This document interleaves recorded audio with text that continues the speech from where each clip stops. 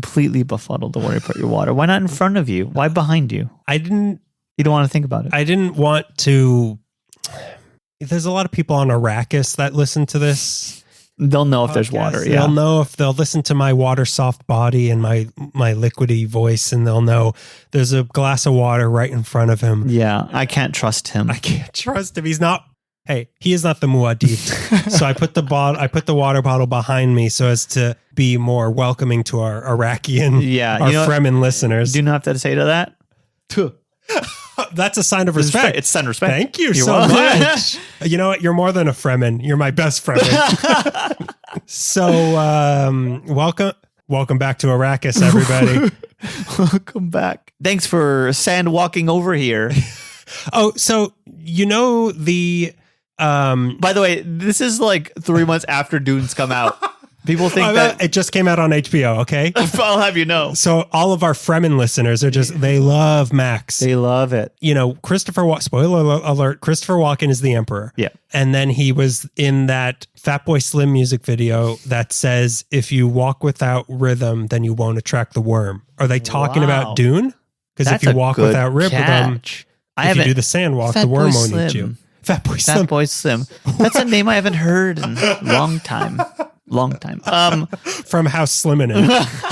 That has to be what that's in reference to. It must be. Yeah, he must be a dork like that. A bald guy? And I was going to say, and to cast Christopher Walken, knowing that in 40 years he was going to be the Emperor in Dune, he must have known. He has to have known. Fatboy Slim, our Muad'Dib. But we're not here. We're here to talk about the Arrakis of California, which is Los Angeles, because this is LA Meekly, the Star Wars of podcasts, meaning that we ripped off another podcast. We're the Spaceballs.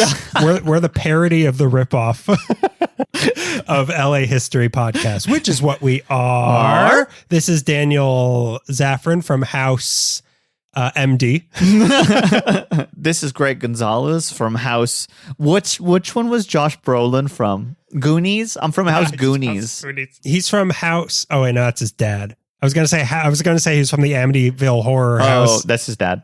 Yeah, that's his dad. Good try though. It's still funny though, right? Right. Tell me it's funny. Tell me it's funny. In the sands of this podcast, that counts for humor. That counts, yeah. Where funny jokes are as rare as water. That's why we wear these suits that recycle all of our bad jokes and we feed off of it for a month until next week. They create one coherent Jay Leno joke. Months and months of us sweating out bad puns, and it equals one Tonight Show heard this one? riff. Hey, you heard this one? You hear about this? You see this? You hear about this? So before we start anything, we got a new Patreon patron to welcome here. So we are here to welcome. Say their name. Mandy Keller. Hi, Mandy Keller. What a lovely name. Mandy Killer. Mandy. Wait a minute. Killer of Mandy's. Wait a minute. It's an Italian assassin. Mandy Killer. Oh my God. What house are you from? Johnny Be Good or Mandy Killer? Which one are you? Hi, Mandy. Welcome to Postcard Pals. Yeah. We're going to get... I'm going to send you a postcard later. Don't worry. It'll be legible. First. No, you're going to get a lot of Zodiac letters on a postcard. And then you're going to get a normal one. And then you're going to get a Zodiac one. Then you're going to get a normal one. The one that I think, because Dr. Shiloh Dr. Shiloh. She got one of our what house is she from? She got one of our postcards, and her husband, who worked in like the homicide department, thought it was a serial killer sending her a letter. I haven't killed enough people to be a serial killer. Go ahead. I'm a monogama killer.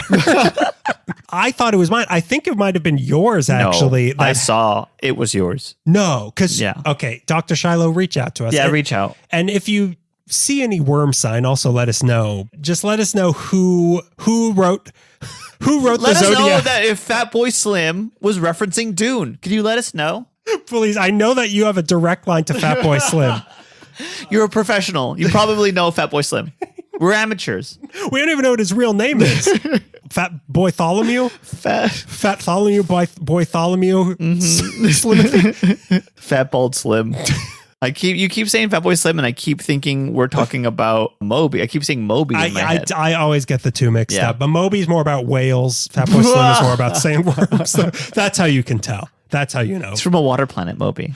He's from wherever House Atreides is from. We're talking Caladan. Too much. Yeah, thank you again, Mandy Keller, for joining us. If you want to support us as well, you can go to patreon.com/LAmeekly. For any level signing up, you'll get a free sticker sent to you, but from the $5 and up level, you will get a sticker sent to you. And also notes from the Zodiac Killer every single month, handwritten by us. Yeah. Oh no, I've said too much. Occasionally, Moby might sign one. The bad ones are written by Moby. Any creepy stuff written, that was Moby. Yeah, Moby got stomped by Obi. Yeah. Fatboy Slim, he had the weapon of choice. Yeah. Which was Obi. Every time I throw a piece of, I 3-point a piece of trash into the garbage can, I go, Moby. And nobody laughs. Gone too soon. R.I.P. R.I.P. his career. R.I.P. his appetite for meat. Oh, okay. One last thing. One time we were at Spitz, which is like a doner kebab place. Yeah. And we were sitting outside and me and Melissa were like face deep in like lamb shawarma. Weird. And Moby walks by and sees us eating more meat than we have ever eaten in our lives. And I felt so bad. Anyway, so let's talk about something we did. And this is June. So what if Moby doesn't like me? Go ahead. It's all right. I'm still laughing about that. Does that mean I might get stomped by Obi? Greg, what'd you do in the month of May? It's now June. So what did you do in May? Sweet June. What did I was strolling in the park one day. Okay, but what month was this? Wait, when was this in the year? In the very, very month of January. I did a lot this month, and I took a lot of nice walks. And one of those nice walks was with you, my good friend. And we walked around the Beechwood Canyon area up on Beechwood Street Avenue Boulevard. I don't remember. I don't know. We had a box of donuts with us. We bought it, because of a thing you promoted before, where you get food out of the trash can or whatever. I only half listened. They take it out of the trash can and give it to me in a box. Greg, the top of the trash can. Top of the trash can to you. Yeah, top of the trash can to you. We went walking and we ended up at the Beechwood Market way up there on Beechwood. And we had a friggin' great time walking. And we were like, I bet it's super expensive. I bet it was lovely. And it wasn't. The atmosphere was great. The prices were reasonable. The prices were right, dare I say. And the collection of things in the Beechwood Market was incredible, eclectic. It was an eclectic mix of highbrow and lowbrow. Lowbrow and everything in between, midbrow. And we saw a house with a door and it had a mouth. Yeah, there was a castle. So the Beechwood Canyon is like the old Hollywood land development sort of area, of which there was still an office of buy a new home in Hollywood land. Yeah. But yeah, we walked through the gates. The stone gates. We had to answer a riddle 3. Yeah. Moby, Fatboy Slim, and House Atreides was the 3 answers. It was a Hydra, and one face was Moby, one face was Fatboy Slim, and the other face was the New Radicals, all of the New Radicals, and we had to tell who's who. Yeah, who had more number 1 hits. But yeah, then there's a little Casey Kasem. There's a little cafe, and they had that market because it's a rich neighborhood. So I thought this is gonna be crazy. There was fresh baked goods for very reasonable prices. Very reasonable. And it was a day before Mother's Day, so you kept saying, should I get my mom this pie? And then you kept saying, I'm just going to give her a donut, which you already were in a burlap sack or something. I was walking through there like donut claws with my big red sack of donuts. Oh, yeah. Hole.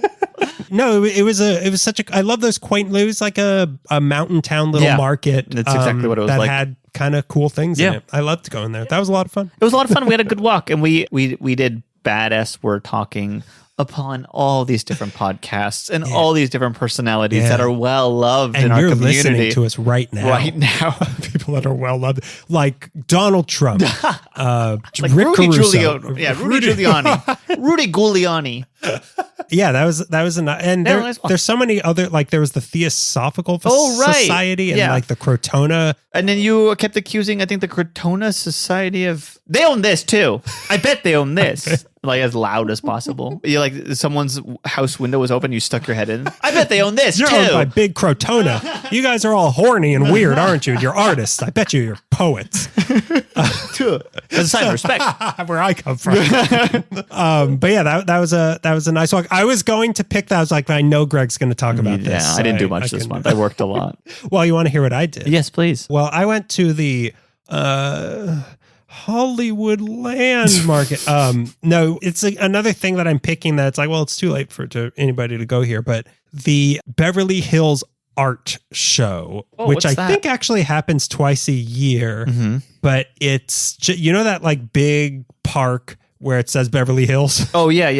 That whole, like, the thing right off of Santa Monica? Yes. Okay. Like all of the sections of that park get filled with different art booths. So it's people selling art from like mostly around California, but like around the country. But yeah, there's a lot of very expensive art that we'll never be able to afford. Yeah. But you get to see it all for free. Wow. Okay. There's no charge for looking, which is what I said to a lot of people there. There's no tips for looking. It's not illegal to pinch. Yeah, it's a nice art show with a lot of very cool things. Oh, cool. And you can see them all. And, you know, if you have the money, you can buy it if you want. You can buy it if you're the type that needs art in their home and you love having art. Yeah. Some people do. You like to just throw whatever waste you create against the wall. Yeah, I'm one of those guys. I'm like, oh, what's that? Like a bunch of used condoms and a diaper? Yeah, it's art now. Your kitchen wall is covered in spaghetti. The ceiling is covered in flapjacks that you flapped too high. Yeah. To see if they were ready. And then you always walk in like, I like what you've done. Oh, this one's really thoughtful. And I'm just like, no, I just messed breakfast up. You're like, wow. You're so introspective. I get it. Pinch. But yeah, the Beverly Hills Art Show. You missed it now, but I'm pretty sure they do. And it's over now. They do I guess it's spring now. So they do the spring one. I'm pretty sure they do another one in the fall. Okay. So I think it's biannual. Okay. Or by questioning. So let's go to June. Okay. Let's back it up. Back it up, everybody. We're going to June. So it's June 1st. So this episode, there were two people to explain the process a little bit. I know people. Let's get a little inside the actor's studio for a second. You know, when you've lived as long on the sands of Arrakis like I have, when you have as much sand power as I possess. Say it like you think he was saying it in the movie and he absolutely wasn't. Say it like that. I swear to God, he said this at least 3 times in the movie. Sand power. He absolutely didn't. No point does anyone talk of like little Anakin in Phantom Menace. Sand power. Sand, it gets everywhere. I love it. So I had 2 stories that I knew about that ended in LA. Yeah. Like these were famous or affiliated with famous people whose stories didn't happen in LA, but they ended in LA. The twilight years of their life were spent in Los Angeles. Or possibly. Whether they wanted it to be the twilight years or not. Yeah. It ended in LA. So I was thinking like, well, why don't we do stories of like these 2 transplants who sort of didn't make a name for themselves here, but then ended up here. Yeah. So the actual meat of these stories do not take place in LA, but they all came to LA in the end. Okay. So it's, we got a lot of people, there's a lot of people listening not from LA, and there's so much I don't know. I mean, the internet's bad. We know this, but everything online about Los Angeles is like these transplants are coming at Cha-Cha and they're ruining Los Angeles. So I never liked the anti-transplant talk. Because your folks or your dad is. Neither of my parents are from LA, but also like a lot of people who listen to us aren't from LA and arguably care more about LA than a lot of people who are from LA. I agree. So this is sort of a celebration of of our 2, as I said before, our 2 proudest transplants. Well, you're leading into mine a very wrong direction for this person. I know what she did. I know what both of ours did. Oh boy. Okay. But yeah, this is just 2 stories of people who didn't make a name for themselves in LA, but ended up in LA and their stories ended here. Like all of you transplants who are listening to us, your stories will end here today. You're not going anywhere. When California falls into the ocean, you think that they're going to be like, come back, please come back. You're here. Yeah. You got to swear to... You cast the dice. You're going to drown with Moby. When you moved to California, to Southern California, you chose In-N-Out. You can't have a Whataburger here. You can't have a Wallabies or whatever the hell is over on your side of the country. A Hoagies or a Heroes. You can't have your Fleischmann's or whatever they call mayonnaise over there. Yeah, we have Hellman. No, Best Friends mayonnaise. Besties. Best Foods. Best I think Foods. They call it. Yeah. No. A Hardee's there. That's Hardee's is a better one. Yeah. I'm just glad I got interrupted. You chose In-N-Out, so you're stuck here. Yeah. Sorry. You know what? In-N-Out In-N-Out out when you move to Los Angeles. So you're in. You're in. You're in and in. Yeah, you got jumped in and out. So let's hear your story of our most beloved transplant. Oh boy, to Los Angeles. possibly. We're going to be talking about. I have to have a trigger warning on this one. This one's gruesome. This woman killed people. Yeah. She is something of okay. What's the trigger? She's something of a H.H. Holmes, right? Of her around the same time, but the turn of the century. H stands for her, because she's a lady, not him, which I guess a good. I guess that's what it stands for. Yeah, we're gonna talk about Belle Gunness. How is the other way that you thought it was pronounced? Gunness? Yeah, there's controversy of how her name is pronounced. I heard it pronounced Gunness, but you and Melissa have heard Gunness. Gunness is what I heard. Okay. Well, she's from Norway. I'm probably wrong. I got it from Aaron Mankey, I think, and he hasn't been right once. He doesn't even have a podcast. She was born in Selba, Norway in November of 1859. Her given name was Brynhild Sturseth. Okay. Yeah, you warned me that you weren't going to be able to pronounce people's names, but I didn't know it was going to be this bad. Like, this is offensive. This is like embarrassing for you. She was one of 8 siblings, their father being a peasant farmer and a stonemason when it wasn't the season to farm. As a young child, Brimhild. Is that maybe that's like the Norwegian version of Broomhilda? Probably, yeah. Brimhild spent her youth as a dairymaid and cattle girl for money that would go towards helping the family. Hot stuff.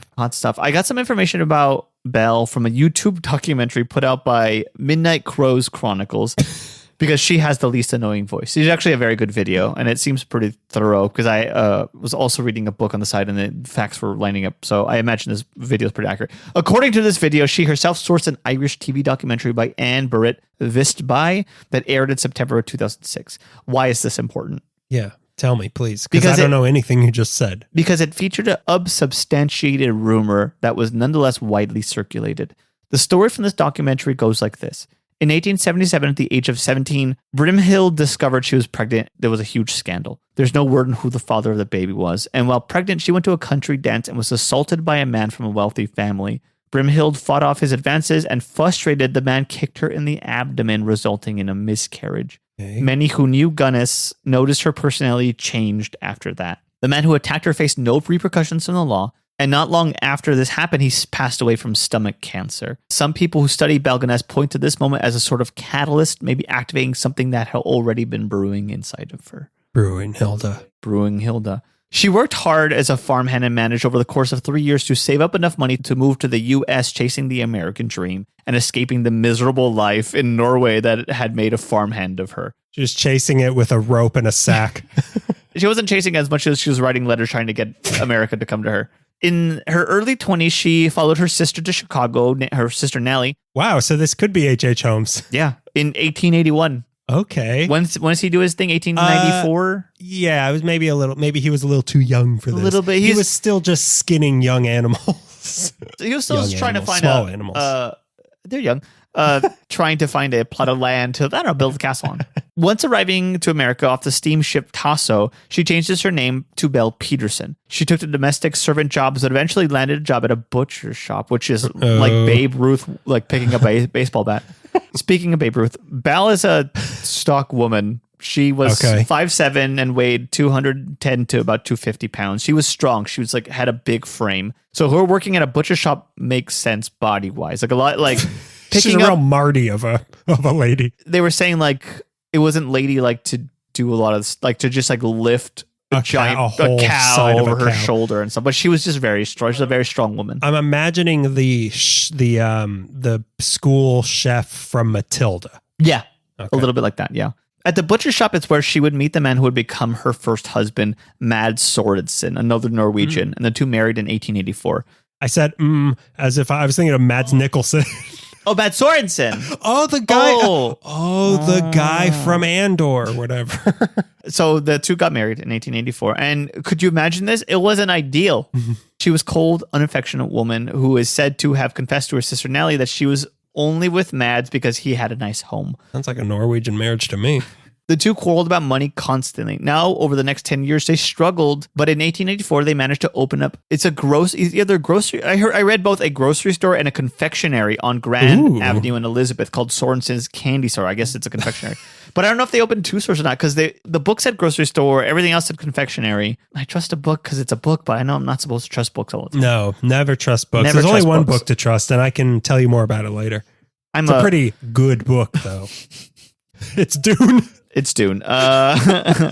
So their home welcomed children, but it's unclear if she had children, which I don't think she did. I don't think she could after the attack. Okay. I don't think she could have children.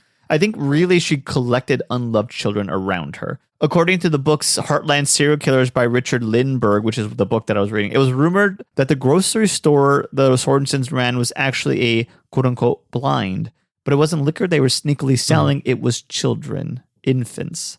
Okay, like she was taking either unloved children off the street or kidnapping kids, babies, and selling them to people who couldn't have kids. Okay. Or people who needed kids. Good. I mean, good, not good. But I was thinking, like, are they? Is this like is it a Pizzagate or are they drinking their blood? Like, what are they doing? There's only two options with kids. There's no way you want to raise them. So there was Myrtle and Lucy, two young girls, and soon they welcomed the baby named Axel into the mix and trying to fool someone. And I think she was trying to fool some people into thinking she gave birth, but many thought it was curious. After that, one day there was just an infant there, and I think that infant was Caroline. They were married for 11 years, but she was trying to convince everyone she had given birth to 4 girls in the span of 3 years. Like, it's a bad plan. Norwegian twins. Yeah. One day, someone came by, and the last baby was just gone. No explanation. She told different stories about what happened to it. It was said that a man drove to her house. He disappeared the following day, but his horse and carriage stayed. So a lot of weird things happening when they're living in Chicago. I mean, that's what happened. Yeah. That seems to be like what Chicago was known for. In the turn of the century. It's said that in 1896 and 1898, And the pizza. It's said that in 1896 and 1898, according to burial records, Caroline and Axel Sorensen had passed away, both from acute colitis, which shares symptoms with being poisoned. Both children offered to Belle a significant insurance claim. My God, she is H.H. Holmes. Yeah. Now the two dreamed of opening a confectionery store, but did she have a indescribable charm and such a one beautiful picture of her that exists? Yeah, one beautiful picture. And nobody could resist her. Just love. People weren't asking where she was selling all these skeletons from. Nobody wanted, because she looked like how this sounds in a picture. That's the picture of H.H. Holmes. H.H. Holmes' photo is so funny. The one photo of Billy the Kid's like, what? The most charming. Yeah. The most charming, childish outlaw. What a scamp. What? What? Do H.H. Holmes Can I borrow a cob of corn? Now, the two dreamed of opening a confectionery store, but unfortunately, the American dream was out of their price range. But luckily for them, their home in Chicago burned down and the insurance money payout was used to buy the confectionery store. But then the confectionery store burned down later. This is written out of order, but that basically, there was likely an insurance payout for the confectionery store too. The year was 1900, and the same year as one of the fires, whichever one came first, I read both ways actually, was the same year that her husband, Mads Sorensen, had died. The official cause of death was a cerebral hemorrhage. The day he died was coincidentally, or as the documentary kept putting it, curiously, this happened, and it's like, that's murder. He died on the same day when 2 life insurance policies overlapped. One doctor suspected he was poisoned with strychnine, but the family doctor had treated Sorensen for an enlarged heart and proceeded without an autopsy to declare his death. Oh, he loved her too much. His heart's too big. He called it heart failure. She admitted to giving him medication to help deal with the pain, and she applied for the insurance money immediately after his funeral, curiously. Well, I mean, what, she's going to do it during the funeral? Can you guys wrap this up? They close at 4. Yeah. She was awarded the 2024 equivalent of over $300,000 from his death. With this money, she was able to purchase a 48-acre farm outside of LaPorte, Indiana. H.H. Holmes had his maniacal murder castle in Chicago. Belle Gunness has her sinister murder farm in LaPorte, known formally as Brookside Farm. That was the name of her farm. Her farm is called Brookside Farm. I think I go shopping there. That's where I get my produce. Where I get my meats, yeah. Where I get my meats. Is that the name of the market in Beechwood Canyon? You mean the Beechwood Market?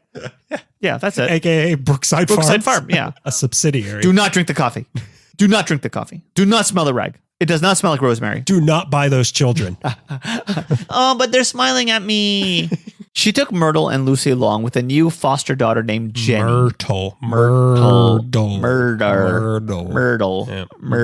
I see it. In April of 1902, she married a fellow Norwegian man, a widower who had 2 daughters named Peter Gunness. She's now Belle Gunness. Soon after their marriage, Peter's daughter, one of his daughters, his infant daughter, died of mysterious circumstances under Belle's care. Was there insurance involved? Sometimes I'm like, so how much did that get? Like every time somebody dies in the story, I'm like, so what was the payout? Yeah, because that's what Holmes was. It was, but then there were a few kids that I don't think he had insurance policies on. I think it was just kind of like, I can't deal with this. What am I going to do with these? What I understand of H.H. Holmes is some murders were a business and some were pleasure, but all were murder. Like sometimes I really want to torture this person, and sometimes I need money, so I'm going to kill this person to sell their skeleton, or I'm going to pretend to be this dead body. But he was murdering a lot of people. He was murdering a lot of people, but I think... Let's just do a freaking episode on H.H. Holmes. Did he, he murdered the housing market in Los Angeles. Did you know that? He collected the insurance. I bet you didn't know that, huh? I bet. By December of that year, 1902, Peter was dead after the drill end of a meat grinder fell off a shelf and landed on his head. Oh my God. According to Belle, on December 16th, Peter was sitting next to the kitchen stove, and while he was reaching over to pick up his shoe, his body weight rocked the shelf above, dislodging the grinder and a stone jar containing hot water. Both of these, according to Belle, fell off the shelf, crashed into his skull, and killed him. He didn't die initially. Belle treated his wound by putting Vaseline on the wound. She treated his wound by putting a knife in it. Yeah. She tried to close the wound with a gun.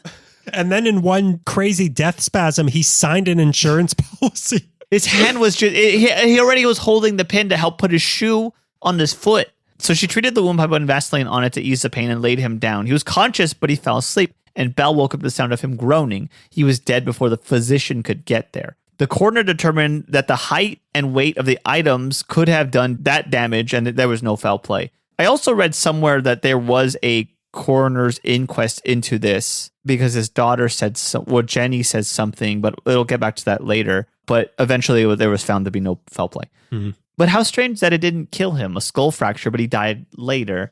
Belle collected $3,000 from his death. Peter's brother came and took... That's it? Yeah, that's it. Because I think the last one, the payout was the two were overlapped. She doesn't want to get greedy. She's getting greedy now. So the dead guy, Peter, his brother came and took his niece, Peter's other daughter, away while leaving the other girls still under Belle's care. They basically snuck his niece away and just like, okay, the other girls, none of my business. In 1903, now at the age of 44, she was now passing a new baby off as her own, Philip. He just appeared one day, and a rumor had spread through Laporte that Belle had murdered another woman and taken her baby. This was a wild, unsubstantiated claim, but so is everything with Belle. There was also a rumor that Belle was not a woman, but actually a man in drag, but that's a rumor based only on her build and her inability to have children, which we've already covered. What I'm just trying to say is like anything could be a rumor, I guess. Yeah. But like some rumors sound like they're absolutely true, but then you have to also like take into consideration that there were rumors that about her gender too.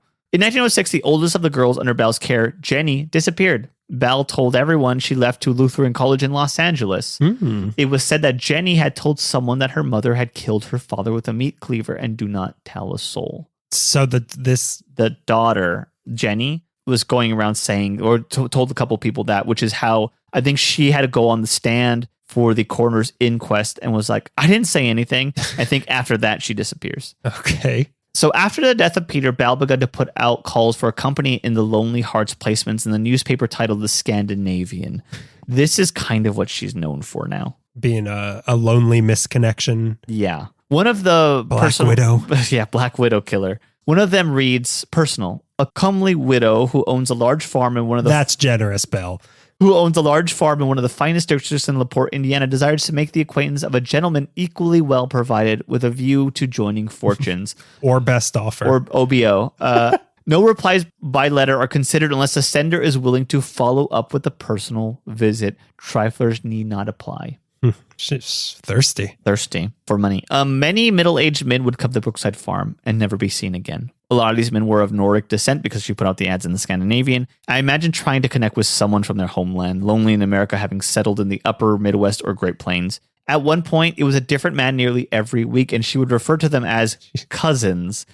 The same would happen with day laborers who came to work on the farm. They would just disappear. Olaf Lindbaugh was one of these men that just disappeared at the height of plowing season. I bet it was. She told different people different stories about him leaving. Next was a migrant from Wisconsin named Henry Gerholt, who was there 5 months before vanishing. All these men would bring a trunk of their belongings and would leave with nothing. The trunks were left behind. John Moe of Minnesota arrived with $1,000 to help pay off her mortgage. He disappeared. George Anderson of Missouri arrived at the farm and she proposed marriage to him. He awoke in the middle of the night to find her standing over him, holding a candle, staring at him. She then left the room, and Anderson bailed at that moment, which is how he survived. He's the only person smart enough to run. Many more arrived and never left. But in June of 1907, she would meet an equally disturbed person, a 37-year-old handyman named Ray Lampier, a swell jack of all trades, but apparently like a real stupid guy, like a real dullard and sneaky creep sex freak. He also really looks like the actor Michael Sheen. Okay. Charlie's dad? Oh, wait. That's no, it's Martin Sheen. Michael Sheen's the British guy? actor. Yeah, the British guy. He kind of, there's like two photos, not every photo, but there's two photos like Michael Sheen. Okay, that's weird. Yeah. But it seems like he wasn't just a handyman at Brookside Farm. He was boasting to people in town that him and the 48-year-old mistress of McClung Road were boinking. That's what he called her. It's a Scandinavian word. Yeah. I don't know why you would brag about that. But it seems like he was infatuated by her. Apparently, she often proposed marriage to him and urged him to take out a life insurance policy, telling him she would pay the premiums if they married. He refused, and she remained bitter about this, but never murderous towards him. He knew enough to stay away from the secret room on the second floor, referred to in the book as Bluebeard's death chamber, a room where she would presumably kill and cut up any man foolish enough to answer her personal ads. Those, by the way, continued pulling men in despite her side piece being around. Like she's fooling around with this. He likes to watch. Yeah, he likes to watch. He likes to listen. He likes to read the insurance policies. Yeah, he likes to read the insurance policies, and I do the murders for the insurance policies. Okay, I'm here crunching numbers. And your numbers. Your numbers up. Yeah, she must have felt something for him because he was not in a shallow grave, and he was smart enough not to push her too hard, or he'd end up there. And in that pickle, their relationship lived. Okay. But his jealousy didn't mix with his alcoholism, and he started to create scenes, disturbing her well-crafted Black Widow act, and eventually she fired him as a handyman, not killed him, which she could have easily done. She went to the cops in LaPorte and told them that they should have an insanity hearing for this Lampier guy. And this was done to discredit any wild claims about shallow graves he might speak about. He would keep coming back to the farm, though, and threatening her and say, I'm going to tell everybody. And she would call the cops, and they let him out, and he would do it again. Why not just kill him? One day... Do we have an answer? Yeah. Why? Okay. One day, Belle Gunness bought 2 gallons of kerosene and some toys for her children. What, the kerosene wasn't for the kids? Drink up. In April... Have fun. Yeah, have fun. On April 28th, 1908, the new handyman at Brookside Farm was awakened by the smell of smoke in the house. The house was on fire. He jumped out of the window The house was on fire. Okay, I understand. He jumps out of the window in his underwear and ran to get help. And by the time help arrived on the scene, the house was mostly ashes. 4 bodies were found on the scene, the children and Belle. But one of the bodies could not be identified, and it was Belle's body. Why couldn't it be identified? Do you know? Because it was missing its head. Oh, God. The fire melted her head off? Only her head. And it just melted. She must have looked at the Ark of the Covenant then. That's probably what it was. She drank the cup. And then also someone's heart got ripped out. Yeah, there's an Indian guy from India, not Native American. I know the difference, and I'm not trying to be rude. I'm not Columbus, okay? I know the difference. Lousy Italian. I think it was Spanish. When it came time to look for a suspect, there was Ray Lampier, who Belle had been pointing to for some time as being a threat to her and her family. A witness even came forward saying they saw Lampier fleeing the scene of the burning house. He dismissed the claims, but they still arrested and charged him with murder and arson, which is why she maybe kept him alive for so long. Oh, okay. To pin it on him. Around this time, a brother of one of the victims took it upon himself to investigate the disappearance of his brother, one of the guys who came to the farm. And him looking around helped lead the discovery of the shallow graves and numerous bodies found at Brookside Farm. How many bodies were there? Burlap sacks with body parts were planted all over the acreage, buried under trash. Jenny, the adopted daughter of Belle, that she said went to college in L.A., was buried there. The man who went looking for his brother found his brother, buried there. Police stopped counting after the 11th body. Some say in total, Belle Gunness may have killed up to 40 people in her life. Wow. That's serial. Yeah, that's serial. Well, then how come H.H. Holmes is considered America's first serial killer? Maybe because she's not American? This was 1908. Oh, okay. So she's that's after caught in 1908. Yeah, his castle came down much before that, I think, right? Oh, how the castle fell. Oh, boy. I think that she had been killing people, but the farm starts later, 1901, 1907. Is that where the phrase they bought the farm? I don't think so. It should be. It should be. Why would you want to buy this farm, though? The farm is now a tourist attraction. Is it really? Yeah. But many people in town were suspicious of Belle Gunness. It's a theme park. The corn dogs. You got to get the corn dogs at the old LaPorte house. But many people in town who were suspicious of Belle Gunness's farmhouse were quick to say that there's no way that body was hers. The coroners even measured the body to determine how big the head would be or should be, and discovered the woman who they were measuring would have stood 5'3" and weighed about 150 pounds. That is not Belle Gunness's build. Her build was her defining feature. They went to stores she frequented who had her measurements, and they concluded the headless body found at the remains of the farm could not possibly be Belle Gunness. Right. The body of the deceased woman was further examined internally and discovered remnants of strychnine.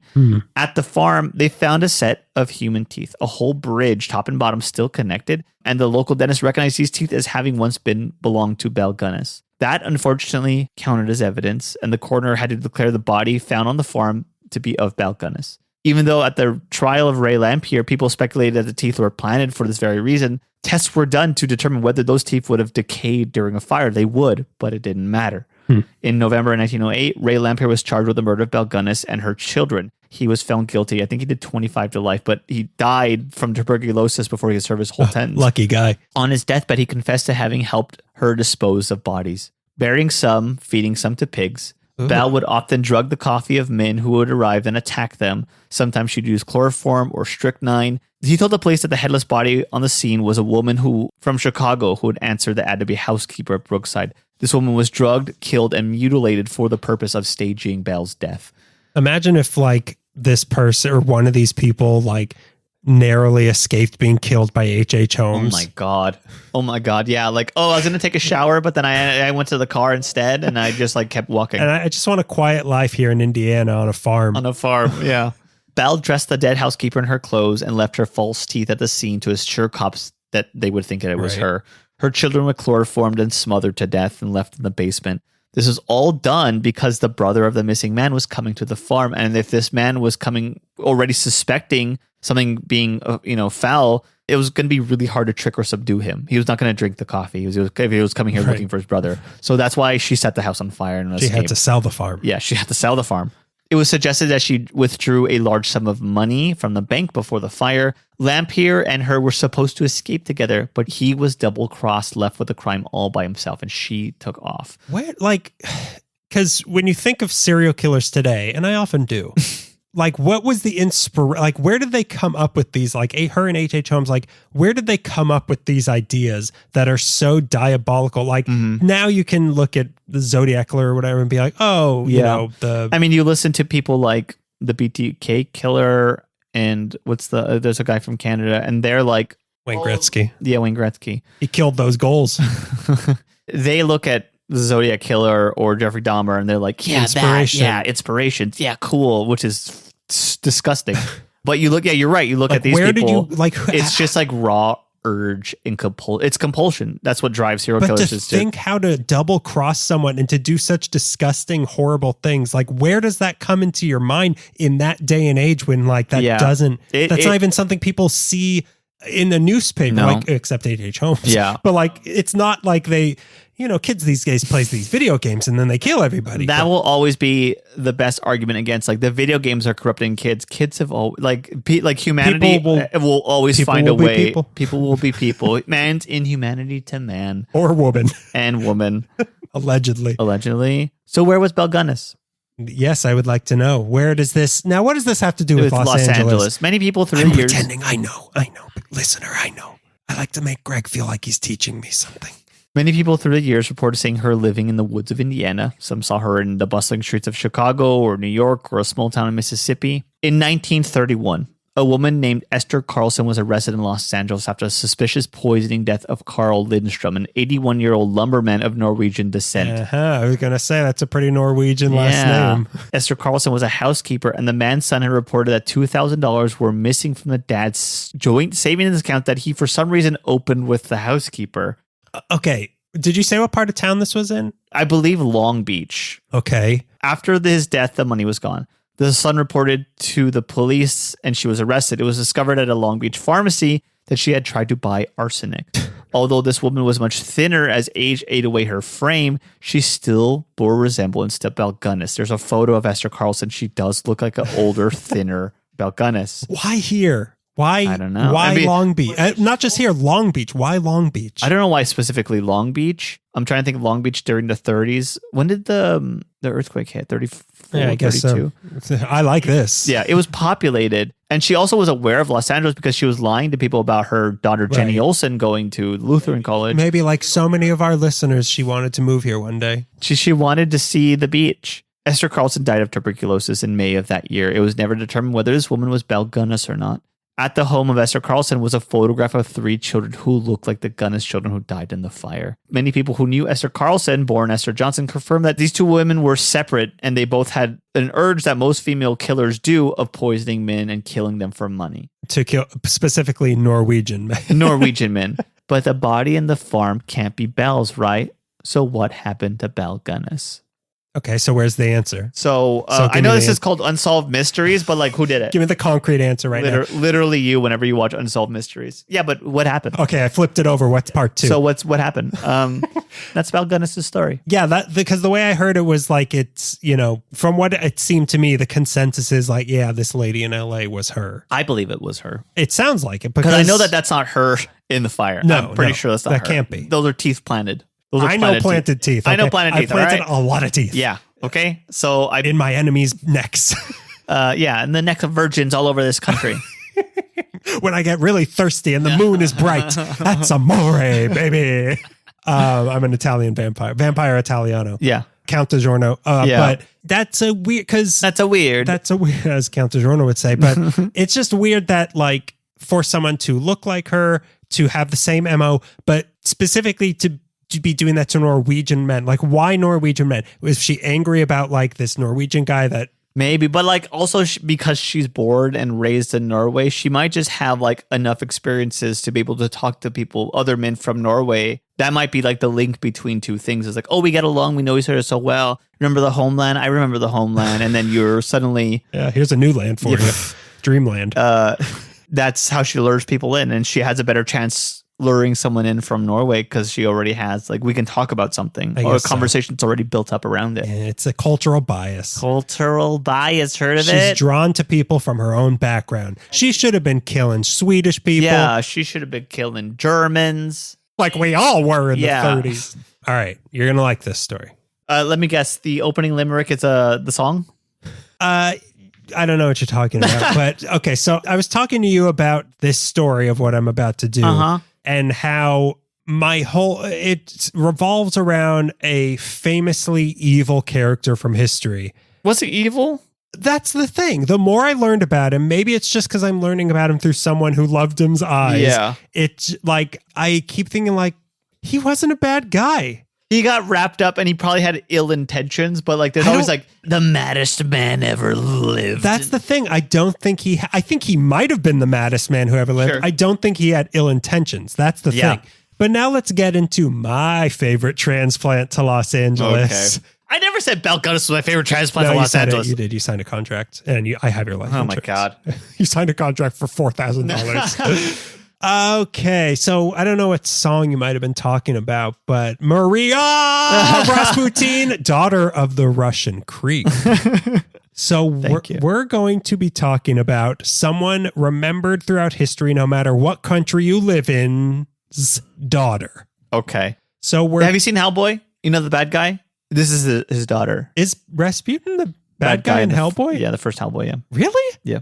See, that's what's giving him a bad rap. It is, They're saying he's worse than the boy from hell. Not Bart Simpson, the other Hellboy. Not Clifford. So we all know about Grigory Rasputin. Yeah. We don't all know that he had a daughter. Even fewer of us know that his daughter spent the end of her life living in Los Angeles, but you're all about to enter that exclusive group with me. First off, stop me if you've heard this one. Do you know much about Rasputin? We all learned about Rasputin. Not to promote another podcast, but last podcast on Left did a fantastic series on Rasputin, and if you wanted a deep dive on Rasputin. But what's their take on him, though? Is it something nasty and cynical? Those are the first 2 words I could think of to describe that podcast. Nasty and cynical. That you've never heard before. No, I've seen their beards. One of them has a potty mouth. They're the South Park of podcasts. Kind of. Filthy and profound. Yeah. I know about Rasputin. I think their take on it was, I don't remember what their take was, but I think that he was a bad influence on the, what's the family? The Romanovs. Romanovs, yeah. I don't know if that's true though. Okay. We'll get into it because again, like there's two sides to the story of Rasputin. There's really only one side. And that side is told by the people who murdered Rasputin. Sure. And it was easy, right? It was easy to kill Rasputin? It might have been. Okay, let's talk about it then. Let's talk about this. Me. So to start, we'll talk a little bit about the early days of Daddy. Okay. Maria Rasputin's dada. Dada. So Grigory Rasputin was born January 9th or 21st, depending on what calendar you're using, 1869 in Pokrovskoye, Russia. Yeah, the horniest year, of course. The horniest year of the 1800s, which is a little town in Siberia north of Kazakhstan. Okay. Home of another famously horny person, but... Who's horny in Kazakhstan? You have a t-shirt that says that, don't you? When my FBI shirt is dirty. I have that one. Isn't that where Borat's from? Kazakhstan? Oh, probably. Yeah. I don't know. Yeah, that's what this part of the world's known for, Rasputin and Borat. So when he was 18, he married a woman named, not Borat, he married, his wife was named Praskoeva Dubrovina. Okay. And together they had 7 kids, only 3 of whom survived past early childhood. That was Varvara, Dmitri, and Our Lady coming in as the middle child Greg of the bunch. Yay! We would have got along. Maybe. Matriona Grigorievna Rasputin, later shortened to just Maria Rasputin. Maria Greg Rasputin.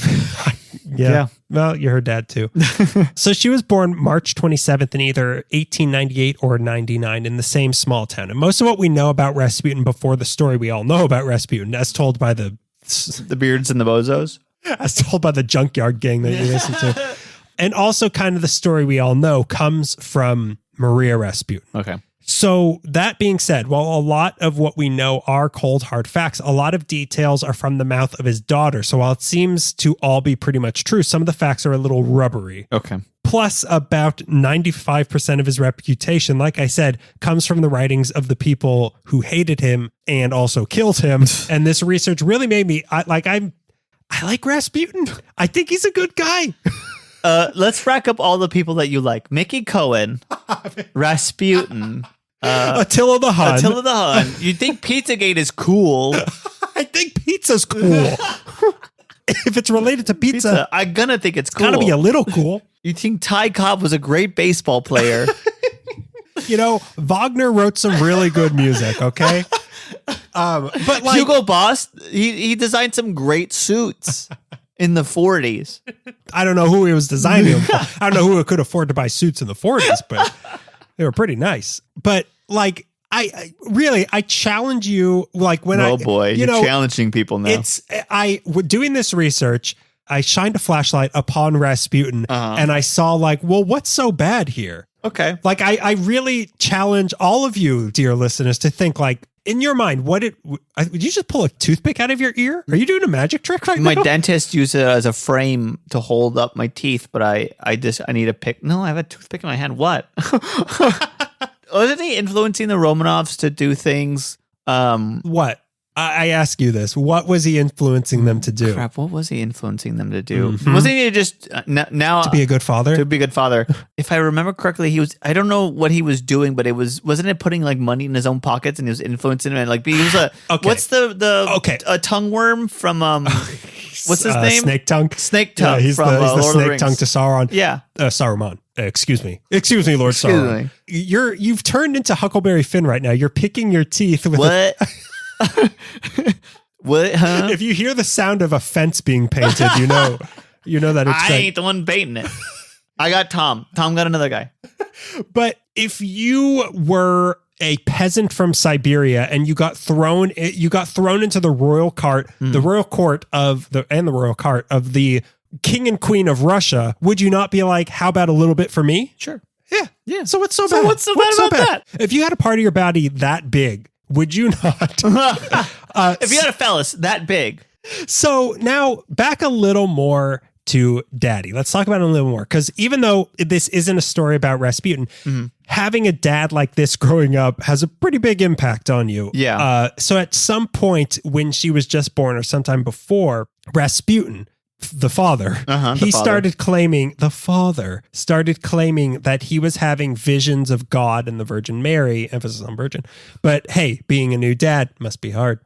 Who hasn't? Hasn't? When you miss that much sleep, you're gonna see something. You're gonna see some religious figures. You're gonna think that you can stop people from bleeding. You're just gonna think that. So, because of this, he started making pilgrimages to different holy places around Russia. And also he went to Jerusalem. In 1892, he spent a few months in a monastery. And after that, he left the monastery and decided, I'm a holy man now. I hate being bald. That's monks. I hate having hair only on the sides. I want it everywhere. Everywhere. In particular, he was considered a starets, which is an unordained holy man who would wander across the country preaching and healing. This is a Russian thing. It's a Russian thing. You wouldn't get it. So while he had no official affiliation with the church, he would just go around spreading his version of the gospel and healing not only people, but also animals. Okay. He would just, he was like a witch doctor almost. Like he'd just travel around giving you... This is his Save the Cat. This is his Save the Cat, which so many. so many cats saved. Every single cat in Russia. Yeah, he saved, and he's a good guy. That's how he showed in this story, this narrative, that he's a good guy. He's like St. Patrick or whoever taking the snakes out of Ireland. Mm-hmm. Rasputin took all those snakes and he tied them all together and stuck them between his legs. So he cured Maria when she had diphtheria when she was 7 years old. He placed his hands on her throat. And the next day she was healed. She didn't have diphtheria anymore. Wow. Okay. Stop that. Which is weird, not just that happened, but also because starets were supposed to renounce their families. But Rasputin refused to do that because he seemed to genuinely love his children. Okay. Like that's part of all this. He's painted as this like a demon, like an unholy creep. He is painted like a demon, unholy creep on one end. Like Gene Simmons. The other end is like a hedonist. Fair. Okay. I accept all of that. Okay. But he also was a human, and like from everything, like it sounded like he cared about his daughter. Sure. Like he loved his daughter. You can be a hedonist and still care about your family. You can be horny and still love people. You're out there proving it every day. I've just got so much love. Spread around to strangers on the street. Pinching left and right and wherever I was saying I was pinching earlier. I don't even remember where I pinched. So Maria remembers him always affectionately calling her little one. Like that's his pet name. Call her little one. And one of the strongest impressions I got from hearing about her childhood from her point of view was of always feeling loved by her dad. Like no matter what happened, she always knew her dad loved him. Sure. Loved her. No. Sure, her dad loved himself. Yeah, he also did that too, yeah. So everybody loved him. Well, he is Russia's greatest love machine. So this refusal to abandon his family, Anakin Skywalker style, was just one indication of the non-traditional practices of Grigory Rasputin. Another was that he was a member of a, let's just say, forbidden sect of Christianity known as the Klisti. Mm-hmm. Do you know? Stop me if you've ever met the Klistis. No. So they believed in mysticism and also that the only way to purify your soul. I can hear in your laugh, like when you're talking about Jack Parsons, I can hear that something nasty is about to happen right now. You become like a little girl in the school. You're get closer. Greg. Okay, at recess, meet me by the handball court. Yeah. I'll tell you what the Klistis. I have a book about Rasputin in the bushes. You want to see it later? It's Maria Rasputin's biography. Greg, it was published in 1963. The horniest year, Greg. A year that my parents won't let me read books from.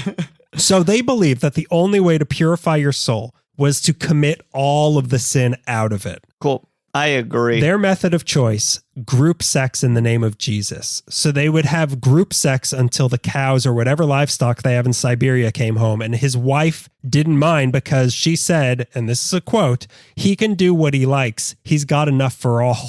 Wow. Okay. So I'm tired of him boning down. Go bone somewhere else. And bone somewhere else he did. Siberia is a big place, Grigory. There has to be like a history nerd out there who screams at his wife. I wish you were more like Rasputin's wife. Why can't you be more like Rasputin's wife and understand that there's a lot more of Dubrovino wouldn't have said this to Grigori.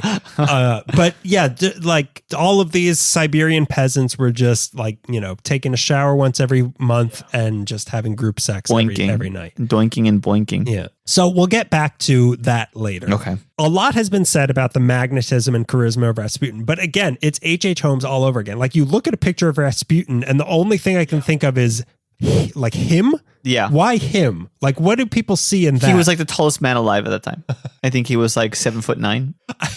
See, there's all these rumors about like Rasputin was this and this. He was probably like 6'3". Like he was just a normal, he probably had a normal guy like me. Yeah. 6'3", 6'3", 13 big dong. inches. Yeah. Big stinky dong, never washed. But a high Mickey Mouse voice. But with a Russian accent. But I don't see it, you know, like he doesn't look like an attractive guy. And if you are attractive to Rasputin, let us know. Yep. Like, what do you see in him? Because they talk about his eyes, the eyes of Rasputin, but let's keep in mind that photos from the 19th century were like, how many times do you see a photo from the 19th century like va va voom, Helen of Troy? I get it. We talked about H.H. Holmes already. And Billy the Kid. Yeah, va va voom. Va va voom. I almost said Bonnie and Clyde. I'm like, that's not the 1890s, stupid Neither idiot. is Helen of Troy. Also, no pictures. But I could see it in my head. I could see the way that Homer described it. So he what? Doe. Go ahead. Sorry, I had to. And Medusa looked upon him and said, "Doe." So he couldn't read or write until much later in life. Okay. Or it could be Homer, but we're talking about Rasputin right now. He didn't know how to use a knife or fork. Again, could be Homer. He barely bathed. Could be Homer. Yeah. He was a hillbilly. Could be Homer. But Maria and many others, they swore he just had it. Like he was charismatic and he was a showman. He was a showman. Yeah, ballyhooey. That would seem like a time where you didn't need to know how to read or write if you were if you had performative. But if you were like performative enough, there's some people, especially in that day and age before entertainment was widely passed around, where if you he was the entertainment. He was. If he was passed around. I feel like if you could stand tall and project your voice, people are like, that's a star. That's a literal and star. And also, who's looking down on him for not being able to read in 1890s Siberia? Yeah, nobody. That's fine. You're lucky you have vision still. So he was. Whoa! You didn't freeze to death. Cool. Sand power. Go ahead. Sorry, I was in that. Snow power. So he was a showman, which is something that came to influence Maria later in life, as I'll get to. He sound like everything I'm reading about. He sounds like he was Ernest T. Bass. Like he was just a hillbilly running. It's like, oh golly, throwing rocks through windows. He was just like a crazy character. Mm-hmm. Obviously, Maria was raised very strictly and very religiously. Yeah. He would make the kids pray every morning and every night with him, sometimes for hours on end, often making them fast. He would, which felt really slow. Wait, praying makes you run fast? I'm kidding. Go ahead. So he would also bless her and her siblings personally every night before they went to bed. So now we get to the chapter of the story that we all know and love. Mr. Rasputin goes to St. Petersburg. And it goes really well for him. He filibustered for, that's why ladies loved him. Bust him. So around 1903, his travels brought him to St. Petersburg, where his teachings and his personality started attracting followers of a sort. Some of these people were upper crust aristocrats and royal adjacent, who he made such an impact on that on November 1st, 1905, he was officially, around the same time as your story, he was officially introduced to the royal family of Russia, the Romanovs. Tsar Nicholas and Tsarina Alexandra, they had a son named Alexei, who was next in line to inherit the throne of Russia. Problem was, he had hemophilia, which meant that his blood had trouble clotting, so any injury, even just a bruise, could potentially cause him to bleed to death, essentially. Alexandra had tried every doctor and treatment available to her, who is the queen of Russia. So every possible... So like truly every treatment available in Russia, which is still... Russia.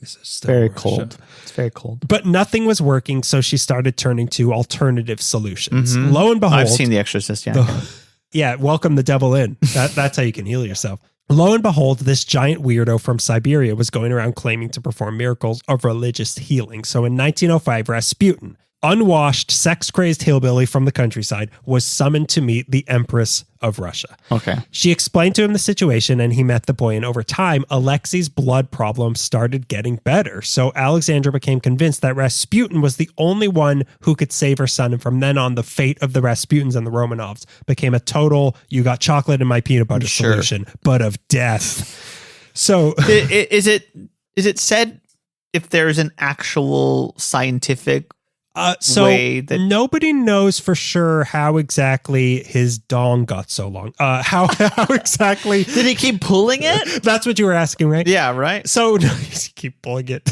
Is it like taffy? Did he keep telling lies or something? Was it full of pee?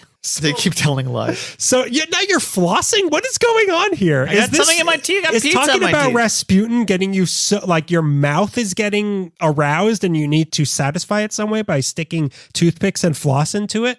You yelling at me? Are you mad I'm yelling at you for flossing. Well, I'm not flossing my entire... I have something stuck in my teeth that's bothering me. I can't concentrate.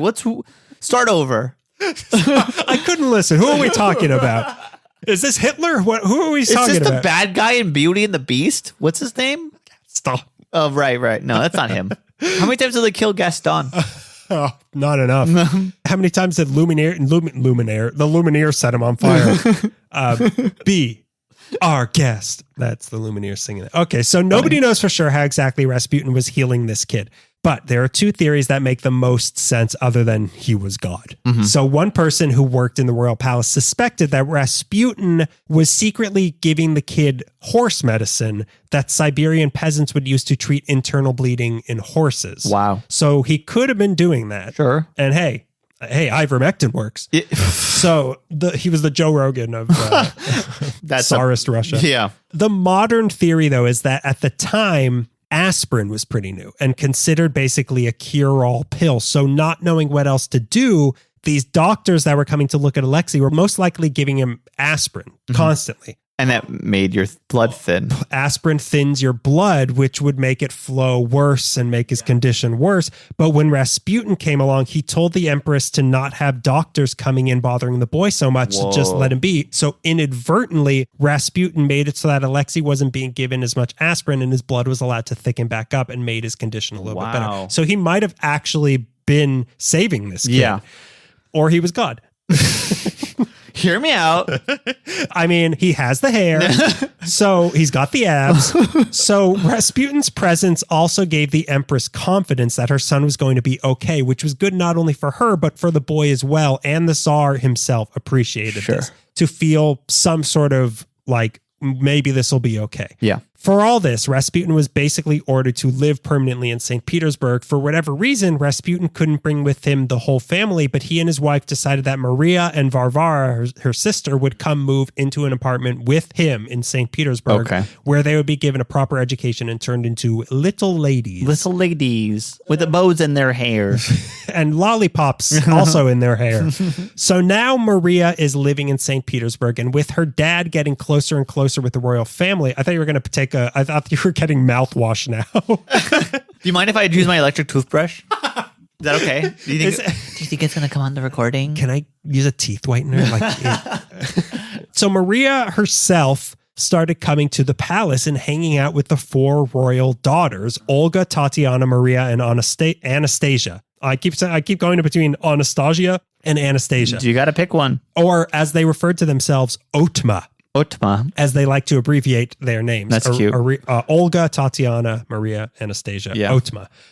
They were weird. They were like homeschool kids. So yeah, they're going to call themselves Otma. So Maria loved hanging around the princesses because she had never seen life like this. Like she was from Siberia. Yeah. And the princesses loved her because they had barely been out of the palace. And Maria Rasputin has stories of the outside world, which was a place they knew nothing about. So they all got along. And by hanging out with Otma so much, Maria started getting the same education they did. And she was taught by the royal teachers. She was learning with the princesses of Russia. Yeah, which is pretty cool. But who were you taught with?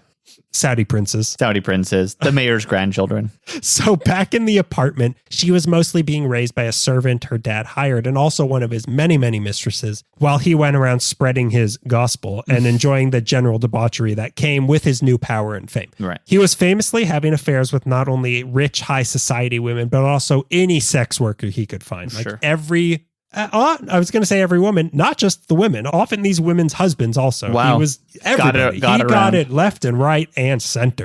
So word started getting around that he was having an affair with the Empress herself, but this was most likely one of the many lies told about him later on. Right. That's one of the things that's kind of accepted as fact these days, but it's probably not true. Yeah. He was stinky. He was too stinky for an empress. Yeah. Women would come knocking on their apartment door day and night, begging to see Rasputin for his healing powers. And the one who would be answering the door when they knocked was our friend Maria. Wow. All that being said, Maria was young and was not aware at the time of all the weird things her dad was getting up to. He was also a drunk, but he took great care to make sure that Maria and her sister were shielded from the things he did in his personal life away from that. He kept that separate, and also he shielded her from the craziness that came along with being a de facto part of the royal family. Like, he didn't want her to think like you're not royalty, like you're a person. Yeah. He wanted her daughter to grow up to be normal, unlike him.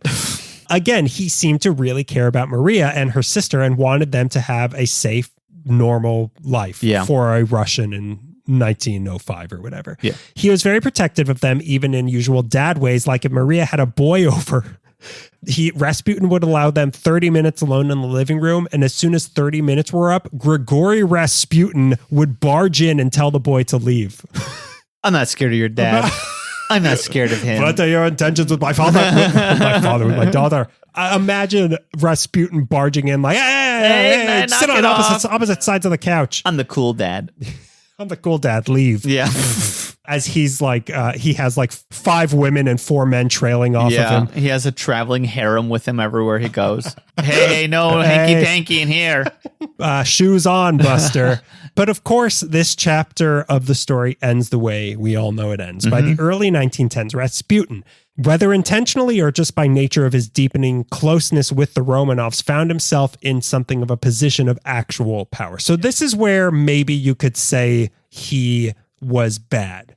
But I don't know if this was diabolical, though. Like, he would give advice to both the Tsar and the Tsarina, and they would listen because they trusted him. As the political situation in Russia started getting worse, Rasputin's advice started becoming political in nature because he was asked for advice. This political thing. He was asked for advice from the king and queen, or the Tsar and the Tsarina. Please, sorry. Don't denigrate their good name. Don't bring that British crap over here. So he would even make recommendations on political appointments, which is actual power. Yeah. But not like that's what people do. Like, why get upset with him about it? That's kind of part of the problem. Why are you upset that this peasant has power, but you're not upset that these other rich people have power? Yeah. So now, whether or not the Tsar was actually acting on Rasputin's suggestions, I'm not sure, but the people on the level of power just below the Tsar were convinced that he was. Okay. They were jealous of Rasputin's closeness to the royal family, and then World War I hit, and jealousy had to be melted down into Russian bullets of jealousy.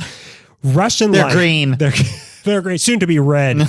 So Russian life got noticeably worse leading up to and during World War I, and many people wanted a person to blame for why that was happening. A good many people blame the royal family, which we'll get to in a second, but there were a sector of people who wouldn't dare blame the royal family. But there was clearly something wrong, and what new figure was in the picture that wasn't before Grigory Rasputin? Found him. The horny peasant from Siberia butting in on their aristocracy. Yeah. So they started spreading dirty and probably false rumors about him, like that he was having an affair with Alexandra. Like I said, there was also one that he was working with Germany to import apples infected with cholera from Canada to spread disease in St. Petersburg and destroy the Russian war effort. That's true, right? That's more likely than Alexandra getting with that guy. He's too tall. Have you seen Alexandra? She's like Helen of Troy. Helen of Troy. So then they started painting him as the Mad Monk and basically as an evil demon who was bewitching the Empress to control the Tsar. Yeah. As the war went on, Russia fell into chaos, so Rasputin came to be seen as an unholy force that had to be destroyed if Russia was going to survive this. Mm-hmm. The first attempt on his life happened just before the war started on June 29th, 1914, by a woman whose nose had been eaten off by syphilis named Kionia Guseva. Weirdly, there is a picture of her and it's frightening. Her? Where's the charisma on her? So Rasputin was leaving church one day when she ran up to him and stabbed him in the stomach, yelling that she had killed the Antichrist. He managed to run away, but she chased him and he ended up knocking her out with a stick and she was taken to a mental asylum. Wow. This left Rasputin in a ton of pain even after he had healed, so his drinking intensified. And that combined with all the rumors spreading around him put him in not a great headspace. Sure. But still, he wanted to protect Maria and her sister from all of this nastiness that was going on. He said to her during this time that he didn't want people uttering the filth about you that they do about me. But still, Maria had to hear all this stuff about her dad, that he was ruining Russia and he was evil incarnate, which, I mean, I say that about your dad all the time, but this time, there's some he's way taller than your dad. How long is your Yeah, go ahead. I was going to say beard. But to her, he was still dad and she loved him. Meanwhile, the war got bad and the decisions the Tsar was making seemed to be making things worse. And who was supposedly giving him advice? The big man. Yeah. Then in 1916, the Tsar went to personally command the army, so he had to leave St. Petersburg. So who did he leave partially in charge while he was gone? His wife. Mm-hmm. So now not only was the person they feared was most influenced by Rasputin, the Tsarina, put in charge of the country, she was also German-born, which fueled the conspiracy theories. I did not know that. This was the last straw for Rasputin. Enter a prototypical aristocrat named Prince Felix Yusupov. While the war raged on and other men were of his standing enlisted in the army in some capacity, Prince Yusupov refused. Even his own wife became a nurse during this time, but he did nothing, which she criticized him for constantly, which filled him with guilt and manly shame. And I was thinking good for him refusing to fight. Yeah. Maybe he's a pacifist or something. And then I remembered what he's famous for. So it wasn't that. He was just a coward. Yeah. But no way was he going to get shot in some trench. What else could he do that would serve his country that he wouldn't have to leave his house for? That's it. Murder Rasputin. On top of this, supposedly, I believe according to Maria, Yusupov had once solicited Rasputin for a little romp in the Kremlin, if you know what I mean. But Rasputin, while, like I said, definitely into that, he said no to this guy. So Yusupov had a personal vendetta against Rasputin, aside from... I was horny, and you let me down. No, the horniest man in Russia said no to me. So he got together with his other rich buddies, the Grand Duke Dmitry Pavlovich and a politician named Vladimir Purushkevich, and devised a plan to murder Rasputin. Pretty simple.